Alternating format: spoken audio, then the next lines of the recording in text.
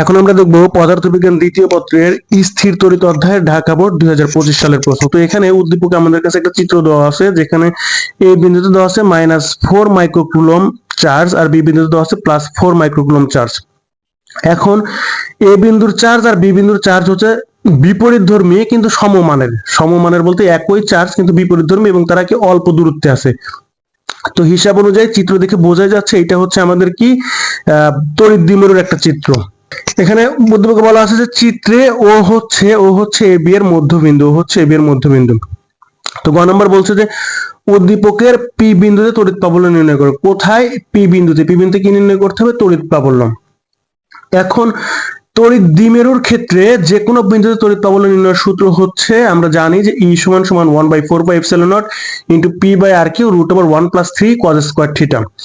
তড়িৎ দ্বিমেরুর ক্ষেত্রে পি বিন্দুতে তড়িৎ প্রাবল্য নির্ণয়ের সূত্র হচ্ছে যে এটা। তাহলে আমরা লিখছি তড়িৎ দ্বিমেরুর ক্ষেত্রে পি বিন্দুতে যেহেতু নির্ণয় করব, তাহলে লিখছি পি বিন্দু তড়িৎ প্রাবল্য E = 1/4πε0 p/r³ √1 + 3 cos²θ। তো এখন এই মানগুলো কিন্তু আমাদের কাছে আছে। আর থিটাটা কি নির্দেশ করবে এখানে? আচ্ছা, এখানে পিটা কি? পিটা হচ্ছে তড়িৎ দ্বিমেরুর ভ্রামক, যেটা পি সমান কিউ ইন্টু 12। পি সমান কত? Q into 12। তো এখান থেকে কিউ বোঝাবে যে আমরা যে বিন্দুতে নির্ণয় করব সেই বিন্দুর জন্য যে চার্জটা দেওয়া থাকবে, অর্থাৎ আমরা এখান থেকে চার্জটা কত দেখতে পাচ্ছি? 4 মাইক্রোকুলম, কিন্তু 4 মাইক্রোকুলম। তাহলে এই কিউ এর পরিবর্তে লিখছি মাইক্রোকুলম থেকে আমাদেরকে শুধু কুলমে যাইতে হলে 10⁻⁶ দ্বারা গুণন করতে হবে। তাই কিউ এর পরিবর্তে কত হবে? 4 × 10⁻⁶। আর 12 যেটা আছে সেটা মানে হচ্ছে 0.2 মিলিমিটার। তাহলে এটার পরিবর্তে কি লিখবো? 0.2 মিলিমিটার থেকে মিটারে যাইতে হলে 10⁻³ দ্বারা গুণন করতে হবে। তাই লিখছি 0.2 × 10⁻³ এই 12 মানেই হচ্ছে কিন্তু এই পুরা যে দূরত্বটুকু এইটা আর কি। তাহলে 0.2 × 10⁻³ আর কিউ মানে হচ্ছে এটাতে গুণন করলে আমরা পি এর মান পাচ্ছি হচ্ছে 8 × 10⁻10। আর আর ও পি, তাহলে এই বিন্দু থেকে পি বিন্দুর দূরত্ব হচ্ছে আমাদের বলা আছে 4 মিটার, এই জন্য আর ও পির মান হচ্ছে 4 মিটার।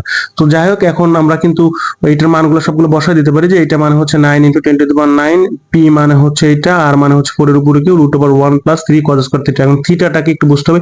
থিটা হচ্ছে তড়িৎ দ্বিমেরুর ভ্রামকের সাথে যে বিন্দুতে, মানে তড়িৎ দ্বিমেরুর ভ্রামক আমরা ধরে নিলাম হচ্ছে আমাদের তড়িৎ দ্বিমেরুর দিকটা হচ্ছে এই দিক বরাবর আর কি, এই ও থেকে বি এর দিক বরাবর আর কি।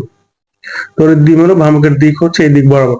তাইলে থিটাটা কি নির্দেশ করবে? যে তড়িৎ দ্বিমেরুর ভ্রামকের সাথে, তড়িৎ দ্বিমেরুর ভ্রামকের দিকের সাথে বলতে হবে, তড়িৎ দ্বিমেরুর ভ্রামকের দিকের সাথে আমরা যে বিন্দুতে প্রাবল্য নির্ণয় করব সেই বিন্দুর যে কোণ সেইটা আর কি, তাদের মধ্যবর্তী কোণ।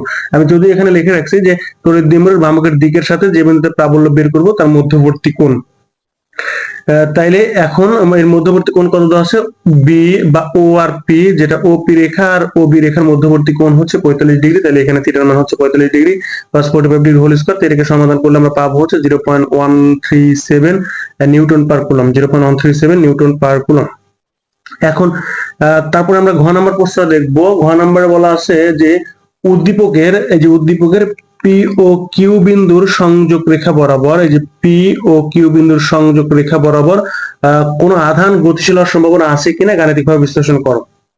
এখন আধান গতিশীল হবে কিনা সেটা আমরা কিভাবে দেখবো? সেটা হচ্ছে আমরা বিভব বের করে দেখবো। তাহলে এই তড়িৎ দ্বিমেরুর জন্য আমরা পি বিন্দুতে বিভব বের করব আর কিউ বিন্দুতে বিভব বের করব। দুই বিন্দুর বিভব বের করে দেখবো দুইটা বিভব অসমান কিনা। যদি দুইটা বিন্দুর বিভব সমান না হয় বা অসমান হয়, যদি তারা সমান না হয়, হিসাব হচ্ছে যদি তারা সমান না হয়, তাহলে আমরা বলে দেবো যে আধান গতিশীল হওয়ার সম্ভাবনা আছে।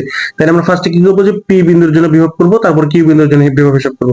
তাহলে আমরা সমাধানটা দেখি যে কিভাবে করতে হবে। তাহলে তড়িৎ দ্বিমেরুর ক্ষেত্রে যে কোনো বিন্দুর বিভব নির্ণয় সূত্র হচ্ছে বিভব v = 1/4πε0 * p cos θ / হচ্ছে r²। পি এর মান কিন্তু আমরা এটা নিয়ে হিসাব করব, যে পি এর যে মান পাইছি যে 8 × 10⁻10, এইটাই কিন্তু আমরা গ নম্বরে বসাবো আর কি।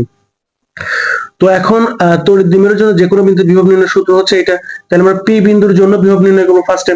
তাহলে vp = 1/4πε0 ইনটু এটা হচ্ছে আমাদের পি, এইটা হচ্ছে cos θ আর এটা হচ্ছে r²। যে ফার্স্টে আমরা কোন বিন্দুর জন্য বিভব নির্ণয় করছি? পি বিন্দুর জন্য। তাহলে একই যদি এই সূত্রে বসাই, তাহলে এখানে r এর মান হচ্ছে 4 মিটার, cos θ হচ্ছে 45 ডিগ্রি, আর 1/4πε0 এর মান হচ্ছে 9 × 10⁹, আর পি এর মান হচ্ছে এইটাই, পি এর মান হচ্ছে এটাতে। মানগুলো বসায় দিলে আমরা এটাকে সমাধান করলে পরে এখান থেকে পাচ্ছি হচ্ছে 0.318 এত ভোল্ট। এটা হচ্ছে পি বিন্দুর বিভব। এখন আমরা কিউ বিন্দুর জন্য বিভব নির্ণয় করব। তাহলে কিউ বিন্দুর জন্য বিভব ওই সেম সূত্র বসাবো। তাহলে এটা থাকবে সেম জিনিস। এখন হিসাবটা দেখতে হবে যে কিউ বিন্দুর জন্য যখন বিভব হিসাব করব তখন এই কিউ বিন্দুর যে দূরত্ব সেটা কত মিটার, 3 মিটার, এই জন্য কিন্তু 3 স্কয়ার। পি এর মান কিন্তু ওইটাই থাকবে cos। এখন থিটার মানটা কি, থিটাটা কি ছিল, থিটাটা ছিল হচ্ছে তড়িৎ দ্বিমেরুর ভ্রামকের দিকের সাথে, আমরা তড়িৎ দ্বিমেরুর ভ্রামকের দিকটা ধরছি হচ্ছে এই দিকে, মানে এই দিক বরাবর তড়িৎ দ্বিমেরুর ভ্রামকের দিক। তাহলে তড়িৎ দ্বিমেরুর ভ্রামকের দিকের সাথে যে বিন্দুতে প্রাবল্য বের করবো সেই বিন্দু হচ্ছে মধ্যবর্তী কোণটা হচ্ছে থিটা। থিটাটা কি ছিল, আমাদের এই যে সূত্রে যে থিটাটা বসাচ্ছি, এই যে থিটাটা কি ছিল, যে তড়িৎ দ্বিমেরুর ভ্রামকের দিকের সাথে, যে তড়িৎ দ্বিমেরুর ভ্রামকের দিক, তড়িৎ দ্বিমেরুর ভ্রামকের দিকের সাথে যে বিন্দুতে প্রাবল্য বের করব তার মধ্যবর্তী কোণ। তাইলে আমরা কিউ বিন্দুতে প্রাবল্য বের করছি, তাহলে কিউ বিন্দু এখান থেকে মধ্যবর্তী কোণটা কিন্তু এই যে এই কোণটা কিন্তু আমাদের নিতে হবে, নট 30 ডিগ্রি কিন্তু নেওয়া যাবে না, আমাদের কিন্তু এই কোণটা নিতে হবে। তাহলে এই সম্পূর্ণটা কত, সম্পূর্ণটা কিন্তু 180 ডিগ্রি, আর এটা বলা হচ্ছে 30, তাহলে 180 থেকে 30 বাদ দিলে কত, সম্পূর্ণটা কত, 180, কিন্তু মানে এই পুরাটা এখান থেকে শুরু করে এই পর্যন্ত হচ্ছে 180। তাহলে 180 আর এইটুকু বলা আছে 30, তাহলে 180 থেকে 30 বাদ দিলে আমরা পাচ্ছি হচ্ছে 150 ডিগ্রি, আমরা কত পাচ্ছি, 150 ডিগ্রি। তাহলে এই কোণটা হচ্ছে আমাদের 150 ডিগ্রি, মানে আমরা কি বিন্দুতে বের করছি, এই রেখা থেকে একদম এই রেখা পর্যন্ত আমাদের নিতে হবে, কারণ তড়িৎ দ্বিমেরুর ভ্রামকের দিক হচ্ছে এই দিক বরাবর আর কি। তাই লিখছি cos এখানে 150 ডিগ্রি আর কি। তো এখন এটাকে সমাধান করলে আমরা পাচ্ছি হচ্ছে -0.6928 ভোল্ট। যেহেতু ভিপি আর ভিকিউ অসমান, মানে ভিপি হচ্ছে এটা, ভিকিউ হচ্ছে এটা, দুইটা মান অসমান, অর্থাৎ দুইটা বিন্দুর বিভব সমান না, সুতরাং আধান গতিশীল হওয়ার সম্ভাবনা আছে।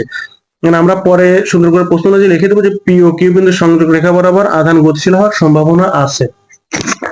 এখন ভিডিও স্ক্রিনে যে প্লেলিস্ট বা যে ভিডিওগুলো দেখানো হচ্ছে আপনারা চাইলে সেগুলো দেখে নিতে পারেন, অথবা চাইলে এই চ্যানেলের প্লেলিস্টে ঘুরে আসতে পারেন, কারণ এখানে ফিজিক্সের বিভিন্ন অধ্যায়ের বিভিন্ন বোর্ডের গুরুত্বপূর্ণ সৃজনশীল প্রশ্নের সমাধান দেওয়া আছে, যা দেখলে আপনাদের অনেক উপকারে আসবে।